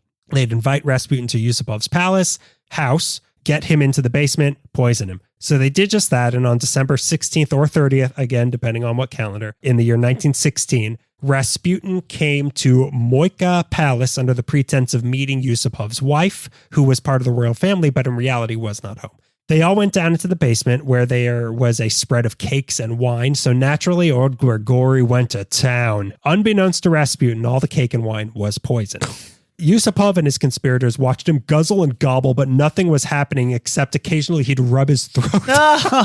And then at one point he stood up and walked around the room. So the prince eagerly was like, feel like dying anytime soon? The light's getting dim? Yeah. He said, what's wrong? He replied, why nothing? Just a tickling in my throat. The Madeira is really good. Give me some more. Oh my God. So he started eating and drinking until finally they decided this poison's not working. So someone pulled a gun, shot him 3 times. They thought, well, that worked. And then, like Michael Myers, he jumped back up and attacked them. So they beat him mercilessly with clubs and also stabbed him. But he managed to escape the basement, ran into the courtyard where he collapsed. But just to make sure, they threw his body through a hole in the ice on the Malaya Nevka River. So that's the end of the story we all know, but now really begins the story of the soon-to-be LA lady, Maria. That's also the story as told by Yusupov in his book, to turn himself into a Russian hero. Maria's story is a lot less supernatural and a lot more disturbing. Her dad didn't come home when he went. Yes, so he went and never came home. He went and never came home. So it was up to Maria to report him missing to the police. Yeah. It was then up to her to identify his corpse when they pulled him frozen solid out of the river a few days later. Solid. According to her and the official autopsy, there was no poison and he didn't drown to death. He was simply shot in the head at close range and died. That's all that happened. Wow. According to Maria and the autopsy. She said her dad didn't even like sweets, so he wouldn't be eating a bunch of poison cakes like Yusupov claimed that he was. What's most disturbing is that she claims that her dad was taken advantage of sexually before he was killed. Wow. So it's not as supernatural and heroic as these guys. They did bad things to him and then murdered him, which is also a bad thing. Yeah. Then there's also the rumor that at some point during all this, his 13.5-inch perestroika was cut off at one point, which is going to come up, so to speak, a couple of times more in this story. Okay. Her dad was buried at the Alexander Palace, but she bitterly noted that very few people showed up at his funeral, not even those who had come to him late at night begging for his help. At some point after the murder, anti-Rasputinists broke into and trashed their apartment. So to keep them safe, the royal family moved Maria and her sister into one of their lesser palaces. I guess this will be okay. It's no apartment.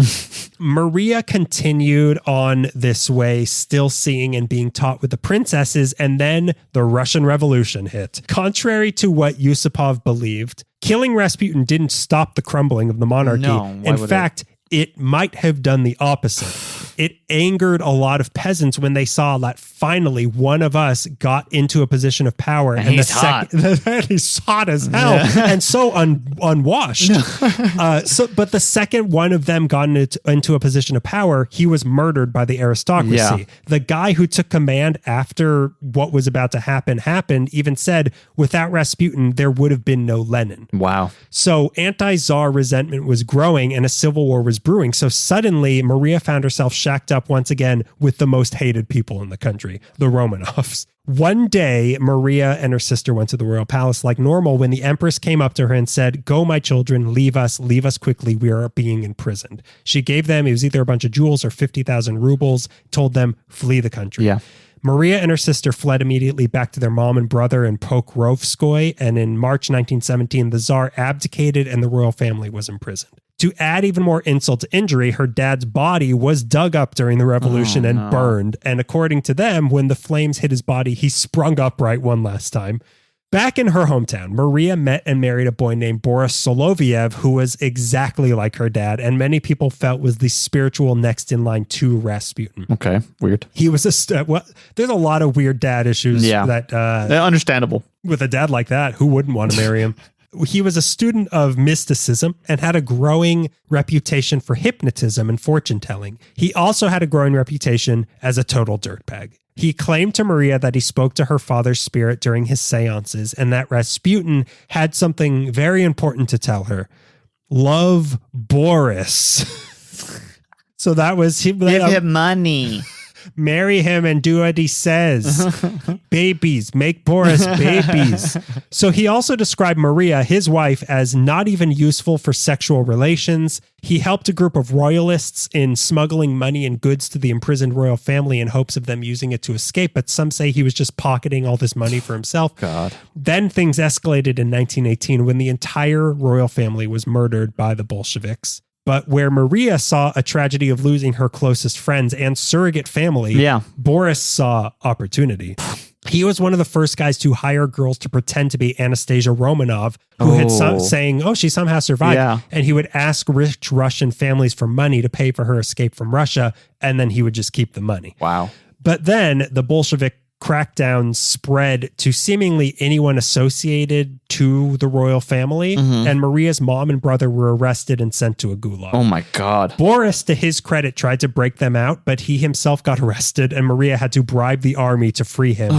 They finally decided it was what's he got that your dad doesn't? Yeah. So they finally decided it was time to get out of Russia. So in 1920, Maria, Boris, and their two daughters, Tatiana and Maria's sister, fled to Vladivostok, which is like where North Korea is today and got out of Russia. Okay. Her dad, what? It's I don't know. Never mind. It's a dumb, ignorant thing to say. What? Why don't Koreans speak English? Yeah, no.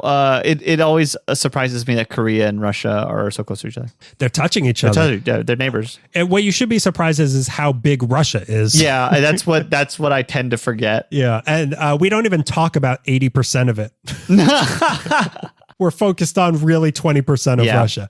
How's Moscow doing? And we forget that all the other What about Vladistova? Her dad was dead many times over, and her mom and brother were stuck in a gulag and never heard from again when she left Russia. From here, they went through Asia and the Middle East back to Europe, where they settled in Prague and opened a Russian restaurant, but quit after 2 years and moved to Vienna, and then on to Paris, where they stayed for a while. Mm-hmm. Here, Maria raised her kids while Boris worked multiple jobs to keep them afloat. Mm. Maria's sister didn't stay long because she got homesick and moved back to Russia, where she died 4 years later in 1924. Some say she starved, others say she was poisoned for coming back into Russia. Jesus. Then in 1926, old Boris got TB, a lot of TB in this episode, and he also died. So now Maria was all alone with 2 daughters, no family of any kind, and no money.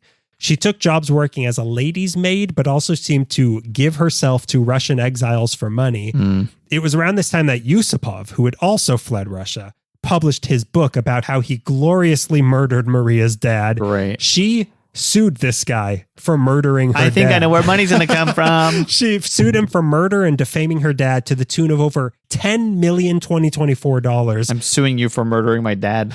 But the judge dismissed the case because he figured there's nothing a French court could do about a Russian murder. Sure, okay. Instead, cowardly Russian, cowardly French again, not getting involved in Russian affairs. Instead, in 1929, she wrote her own book called The Real Rasputin to try to clear her dad's evil image. Mm-hmm. And now for the second coming of that dismembered member of her dad's. Mm-hmm. Rasputin severed pierogi, supposedly, and also somehow followed Maria to Paris. What? Not that made it seem like it was like a slug. It came also to Paris. It ended up in Paris. What, like on display, like Jesse James' body? In the 1920s, a cult of Russian women started worshiping this thing and would break off small pieces of it to give to the followers. So there was like, it's like how people collect pieces of like, this is Jesus's thumbnail, this is the golden fleece, except. Oh yeah, it's the golden fleece. All right. Yeah. Somehow Maria found out about this and was so outraged. She tracked them down. Oh, was she upset about it? Oh, did that make her mad? I'd like to see if it's really his. Yeah. She went and confiscated it from them. So even crazier, she kept it. She didn't just like burn it or something. Bury it. So now we've talked about a lot of crazy things happening so far. Yeah. And it might seem like, how could it get even weirder than everything inherently weird about the story of Rasputin's daughter? Yeah. And then also reclaiming her dad's dismembered dong. Yeah. But then it got even weirder. Okay. Sorry. You said dong so many times that I'm getting sleepy just thinking. That's your Manchurian Candidate. I'm counting dongs jumping over a fence. 1 inch, 2 inch. So some enterprising cabaret owner in Bucharest wanted something that would draw in a crowd. We're not talking about the confiscated. Oh, we're not. So he wanted something that would draw in a crowd. So he contacted Maria based solely on her name and offered her a job as a dancer in his cabaret show. Okay. Maria had never danced before, but she needed money. So she said, duh. So now she was touring in cabaret shows across Europe, billed as the daughter of the mad monk. During these shows, she was made to do an interpretive dance depicting the events of her dad's murder, something that hurt her every single time she had to do it. She absolutely hated having to do it. She cried every single night. She needed the money. She had daughters. She needed money. And now, just when you thought it couldn't get any weirder than that, then she got an offer to join the circus. As like accounting? As like management? The bearded accountant? Yeah, the bearded accountant. First, she was with the Cirque d'Hiver in Paris, and then the Bush Circus, and then with the Hagenbach Wallace Circus, which was second to the Ringling Brothers. Okay. But she wasn't dancing in the circus. She was the animal tamer. Oh my God. So she was taming animals. What is it? Okay. The ads for her would say she'd perform magic over wild beasts just as her father dominated men. It was all just a marketing gimmick. That's all this was. She had, again, her dad was a showman. She had to become a showwoman herself. She had zero experience in this and said, they asked me if I mind to be in a cage with animals. And I answer, why not? I've been in a cage with Bolsheviks. Got him. Solid. That was also, she became a stand-up comedian. She had a tight 10. So did her dad. So her bitterness also showed through when she said, I am more afraid of people than tigers. A tiger charges you from the front, but your enemy comes at you from behind. Hell yeah. But to counterbalance all this capitalizing on her dad's perceived image, she wrote another book in 1932 called My Father in an attempt to set the record straight on her dad. But then the big show came calling. The Ringling Brothers Circus recruited Maria to their show in 1935 and brought her on tour in America. Weirdly, customs wouldn't let her daughters into the country, so they had to go move back to Paris. But the American public was fascinated by Maria Rasputin, like just the name, Maria Rasputin, and her animal taming act. So it's strange because like how many, I'm trying to think of like, there's no modern equivalent of Rasputin, but you think of a controversial figure. Hitler. It's almost like, it's like I said, he wasn't that bad, but it's someone who has the last name Hitler or like Stalin or something. And then like it's like, like Josephine Stalin, and wow, the daughter of Stalin's here. Like, or even just like, oh God, wasn't there like a famous serial killer who had a kid and like, oh my God, H.H. Holmes. I Holmes. But just someone who like, I suppose you're right. That's it's weird. It's a weird thing that she was in the circus. So she like that. She's banking on the name of her dad, but she doesn't share any of his traits. She just shares a last name.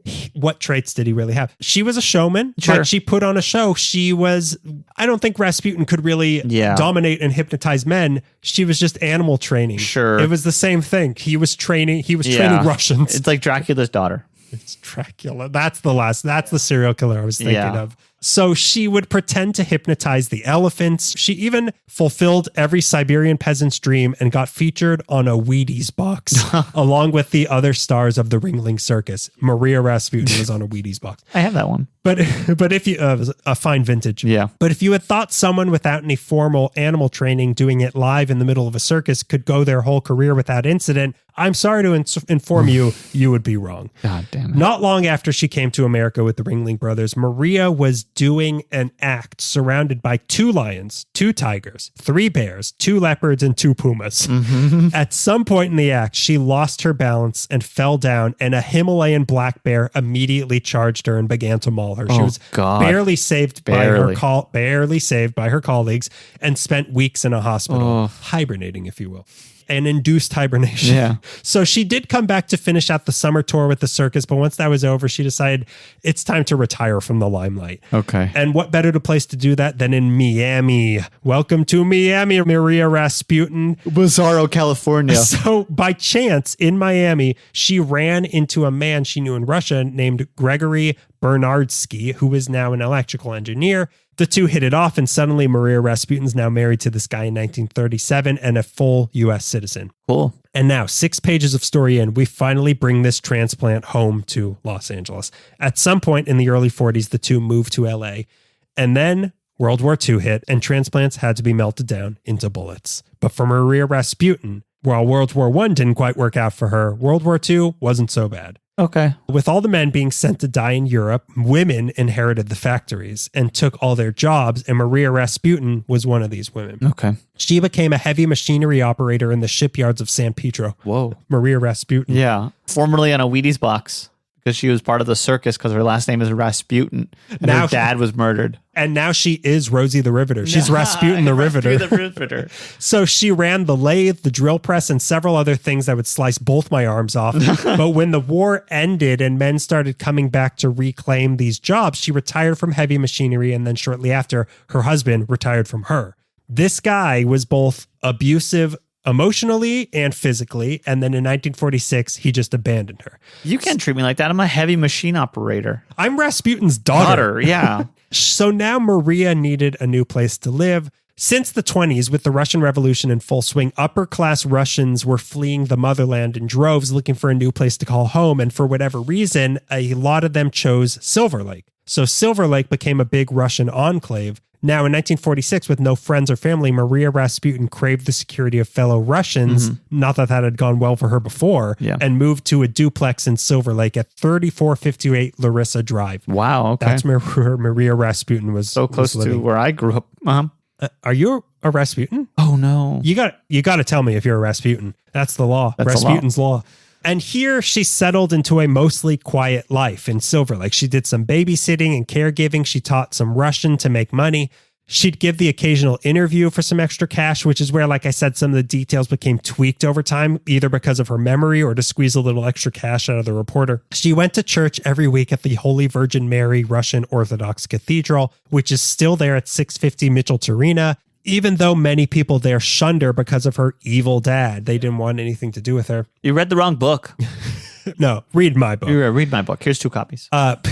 Here's 2 autographed. Yeah. That'll be $40. People remembered her as very quiet but friendly, but she had 2 dogs weirdly named Yusu and Pav after the guy who murdered her dad, Yusupov. She could kick him every once in a while. The ASPCA hated her. Now this is the real bad Rasputin. So she even wrote a cookbook, How to Cook Men. How to 40 men. But her peace was disturbed once more when the Red Scare started sweeping through America. Oh, geez, I didn't think about that. And of all people, Maria Rasputin was publicly accused of being a communist. You know, the group that murdered her dad. Not her. Actually, the aristocrats did. The soon-to-be communists murdered the other people she had in her life. She was so outraged, she wrote an open letter to the LA Times that said, "I am constantly being persecuted and branded a communist due to my name being Maria Rasputin, daughter of Grigory Rasputin, known as the Mad Monk of Russia.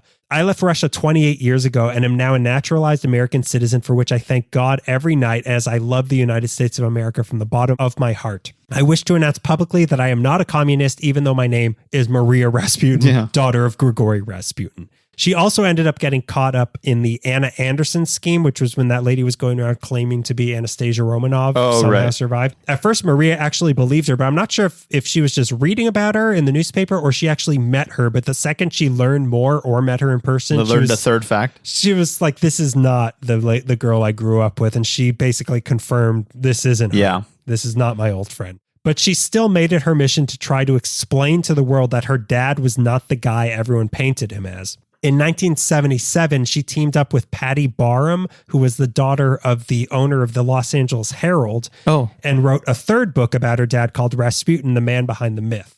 But as we know just from being alive, her efforts to revamp her dad's image didn't work. He's still viewed as the bad guy. She said towards the end of her life, "I love my father as much as others hate him. I have not the strength to make others love him."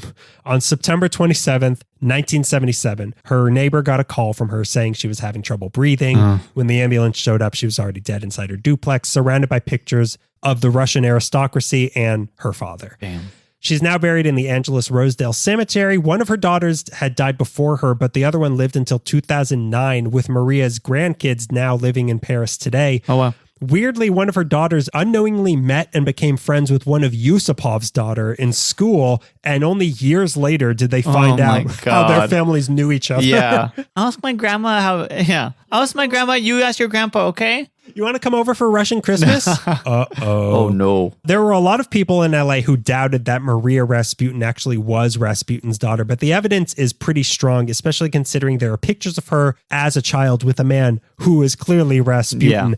And also, she looks almost exactly like Rasputin. You showed me the book cover of one of these, and it's like, yeah, that's her. It's weird. Yeah. Like there's even one, she's kind of dressed like a flapper, so it's kind of short hair, and it's like Rasputin without a beard. It is so weird. You can see why Min wanted to sleep with him too. Now I get it. Like Bugs Bunny. Okay. He just had to shave the beard. Put him in a little hula skirt, and I'm like, sign me up. Who's this? Yeah, who's your friend? This hot mama? But despite the haters, she, just like so many other people who have moved to LA, had her own crazy backstory that led her to Silver Lake.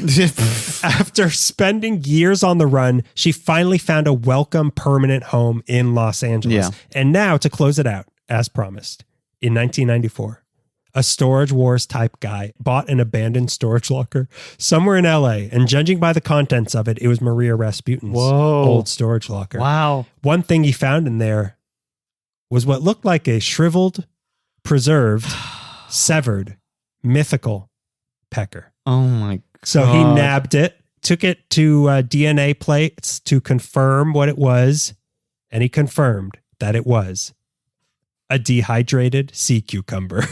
Pickled pickle? Wow. That's really funny.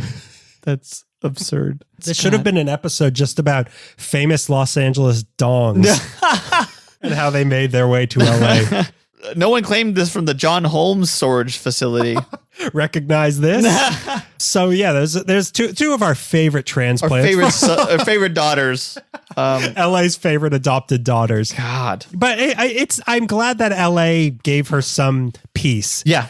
For really like almost half of her life. No, she came to Crazy Town and was able to kind of fit in. Right. She left Crazy Town. Like how many people have had a crazier life than that? Yeah. Yeah, just weird. Very weird that the blood of Rasputin was in Silver Lake. Yeah. LA is home to so many people who come here to be stars. Crazy backstories. With crazy backstories and settle in, and they don't reach their dreams.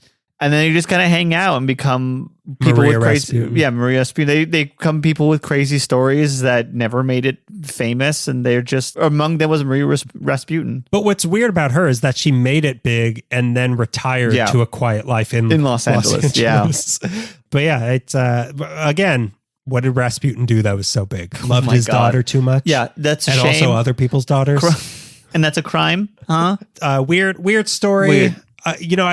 I heard this once on a boat tour of New York that they give you like the history and stuff. Yep. And this guy kept saying he's like the whole boat tour. He was stressing like immigrants, people who come moving into New York, whether from this country or not, make New York what it is. Yeah. And that's obviously the same. It's the same thing with every city, but that very much so with LA, which is why I always don't like, and I'm sure we've put down in moments of bitterness, people, coming here, taking our houses, which there's a lot of annoying people doing that. But really it is people coming to LA is what made LA. It's the merging of people who've been here for 6 generations and new people coming here to work in whatever industry they want to work in. That was me ringing the bell. Wrap it up. Wrap it up, okay? Greg's talking, wrap it up. No, but it's not one or the other, it's both. It's both. It isn't. We all are here making the city what it is. Yeah, and I think that LA, like we've mentioned several times, is an amorphous blob of a city that is continually changing its form, and we continually having to restructure what is history, what's not history, what's saved by reputation, what's going to move away, and the people too. It's like sometimes it's the transplants who make the difference. Sometimes it's the people who've been here for 120 years. But also, like what makes it into history, or what makes it part of our shared history, if not the stories of the people who live here. So the story of Rasputin is part of LA's shared history now because his daughter spent a good chunk of her life here. And what our finest serial killer, Belle Gunness. One of the top tier female serial killers out there might have found a safe harbor in our city. Finally, a peace of mind where she could get TB and die. But someone asked us about the Mount Rushmore of Los Angeles. I'm amending it. I'm taking out Harrison Gray Otis. I'm taking out Harrison Gray Otis, and I'm putting Belle Gunness up there. So long, Charles Loomis. Yeah. Maria Rasputin took your spot. That's representation. And that's a dehydrated sea cucumber. So before we get to our listener question, we have our pre-listener question plug. Yes. We talked about it before. How about you can, again, support us on our Patreon, patreon.com/LA Meekly. It helps keep the show going. This little old show that just won't go.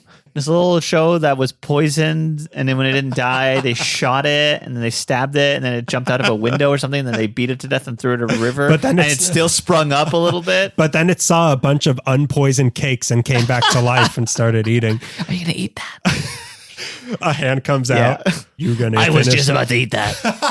A hand comes out and grabs like a glazed donut. Yeah, I was just about to grab that. Sorry, I'm sorry. I called dibs earlier. You weren't here, but I called dibs on that. His last words. Yeah, I called dibs on that actually. So yeah, for any level, there's the $1 level where you'll get a sticker for signing up. At the $5 a month level, you will get handwritten postcards from us every single month. So it's patreon.com/LA Meekly. Okay, our listener question. Yes, and this one fits fits the theme of our show. So it's from our Patreon buddy, Chris Williams. Hi, Chris. Who says his daughter is thinking of moving to LA. So he wanted to know, where in LA do people between, say, 25 and 30 tend to live and congregate? She's already beyond the bars and clubs where kids straight out of college go, but she is probably a few years away from marriage and kids. She currently lives in a corridor a few miles outside of the city she lives now, which is full of people between college and marriage, and is wondering if there are similar areas in LA. So basically what I'm getting, somewhere older than college, younger than parents. Sure. What would you think? Because mine, I kind of say Sherman Oaks, Studio City, maybe Culver City, but Culver City maybe leans a little more family. A little bit. It depends on what part of Culver City, but there's a stretch right there between the Culver Hotel and Sony, where all those restaurants are. That has that vibe there. Yeah. Maybe Atwater Village. Atwater Village. That's good. My initial answer was Westwood, but I'm like, no, that's college. That's college. That's college, baby. Yeah, my first answer was the USC campus. Yeah. Is that too college-y? Honestly, like the Echo Park area on Sunset between like Alvarado and Dodger Stadium is pretty hip. It's kind of clubby though, right? Like there's a lot of bars. There's like a lot of bars and restaurants and like what I call date restaurant, like eateries or whatever. But okay, so let's define then what like his words. She's not clubby or bar-y. Honestly, thinking about it, yeah, you're right. Atwater's probably the place to go. Yeah, because when I think of like just out of college, I'm thinking of like Hollywood Boulevard. Yeah. And all of the things that go on down there. Yeah. And when I'm thinking of families, I'm thinking of Burbank. I'm thinking of Glendale. Mm-hmm. But like Glendale has the Americana and all the brand right there. But it's kind of party and clubby, but like I would say Glendale leans more family, older than. Sure, yeah, it does. But what were some of yours? My two are bad. Echo Park, which might be a little too clubby, but like there's a lot of restaurants. There's a lot of stuff to do around there too. Yeah, that one. That's. Yeah. Yeah, but Atwater's a good one because it's adult without being boring, I guess. Yeah, that's true. I still think Sherman Oaks and Studio City also apply because like there are bars, but it's not like, I'm going to go there and we're going to do a modern day Rasputin. Yeah. I'm going to do a pub crawl. Yeah, that's my answer. Yeah, I'm trying to think of like Santa Monica, but that might be too I'm too much of a party kid. I'm too much of an adult. Santa Monica feels old. A little bit. Like, am I old? Yeah, you're old. I'm old. You're old. You're one of those rich West Siders. But like Santa Monica feels like the only people who could live there are rich families, right? I mean, there's cool things there, cool but things. Like it kind of Santa Monica feels like an older neighbor. Like the demographic is mostly older. I feel sure. like. I'm trying. Yeah, honestly, like that or Highland Park. Like West Hollywood is a clubbier. Yeah. Sort of area. Yeah. Yes, Definitely. Anything with Hollywood in the name is clubbier. It's clubbier, yeah. I would say, yeah. Atwater seems like a good answer to that. Atwater, like Eagle Rock or something, yeah. Eagle Rock. Well, I'm a son of the city. Yeah, I guess Eagle. I know a lot of young people that are working and they're in their 20s and 30s who reside in Eagle Rock, and they're hip. They're cool. Yeah. They're not parents yet. I think Atwater's the best compromise we've got going here. Sure. So tell your daughter to move to Atwater, yeah, Chris. Start looking into it. So that's our June episode. Our June gloom episode. I hope it's gloomy. I hear that there's a massive heat wave coming. Tell me if you've heard this one. I missed the sun. I think it was yellow, but I'm not ready for a heat wave. I just want to see the sun. If we had to cut our losses, like I like this weather we've been having, but if we had to be like, to people like you who like the sunlight, me, I'm something of a Dracula's daughter. Yeah. Or a Count DiGiorno. But I would say let's keep it with this like some sun, mostly gloomy, because it's going to get bad in a couple months. It will be awful. So enjoy that. Yeah. And we'll talk to you soon. And that's been yet another episode of LA Meekly. Entrancing men and women since 2013 inches. What am I saying? Bye.